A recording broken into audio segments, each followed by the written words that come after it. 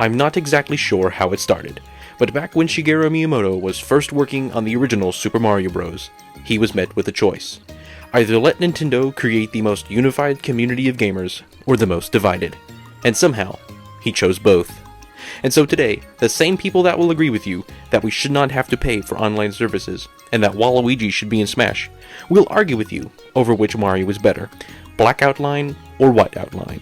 And so I asked you to give me your hot takes, your opinions on Nintendo that no one else agrees with. And you did. Our first opinion of the day comes from Phoenix, who says, Paper Mario Sticker Star was an S-tier game. Really starting off strong here. I don't think this one needs too much explaining. Everyone and their cousin pretty much hates Sticker Star.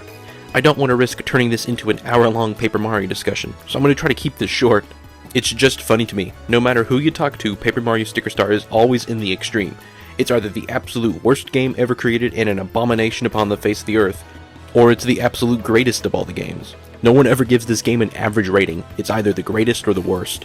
And I'm sure there's going to be some people in the comments going, Phoenix is just kidding, no one can call this game S-tier. And that could be the case. But it just shows you how much people hate this game, that they can't believe someone would call this game good. The next opinion comes from Yellow Boko, who says, I preferred BOTW over TOTK. I know Tears is far better, I just enjoyed Breath a lot more. And honestly, I can't blame you, Boko. Tears of the Kingdom did improve a lot of stuff from Breath of the Wild, and if you view both games in a vacuum, separate from one another, Tears of the Kingdom is probably better. However, a lot of the charm that Breath of the Wild had for me is missing in Tears of the Kingdom. So I can't say for certain right now which game I do think is better. I'll probably turn that into a full video, but all I'm gonna say is I don't disagree with you, Yellow Boko.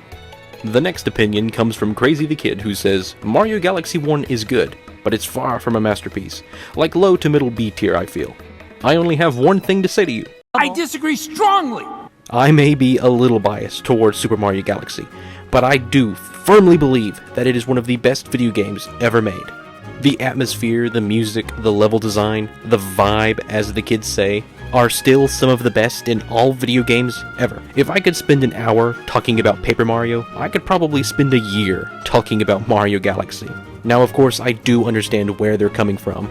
Mario Galaxy is much more linear than Mario 64 or Sunshine, and Mario Galaxy is focused much more on platforming than the previous two, so I know it's not for everyone, but at least for me, I disagree.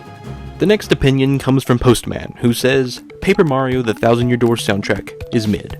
Now, some of you people who have keen hearing probably noticed that the current background music is from The Thousand Year Door. So obviously I can't say I 100% agree. However, I will admit, the soundtrack does not contain nearly as many memorable tracks for me as some other Mario games do. Specifically, other Paper Mario games. One of which might get me in some trouble if I mention, so I'll just leave it right there. The next opinion comes from Nintendo themselves, and they say, subscribe to the Renaissance. And if the real official Nintendo account says it, I guess I have to agree. The next opinion comes from Foz Reviews, who says the 3DS would have been a better new-gen console. What I think he means is the 3DS would have been a better replacement for the Wii U than the Switch. And although I do enjoy the 3DS being smaller, meaning that it fits in my pocket easier, I don't think it could have been better than the Switch. The fact that the Switch is both a mobile and stationary console is just unbeatable, and although it is considered weaker on the side of modern-day consoles, it is quite powerful considering its size and weight, especially since it doesn't have to be connected to another console, or a PC, or Wi-Fi. The 3DS was a good Nintendo console, and I hate it had to disappear like it did, but I do disagree. The next opinion comes from an autistic gamer who says, Pokemon Black and White were the best Pokemon games. I've never played Pokemon Black and White, and I've barely even played a Pokemon game at all, so I don't really have a ton to say here.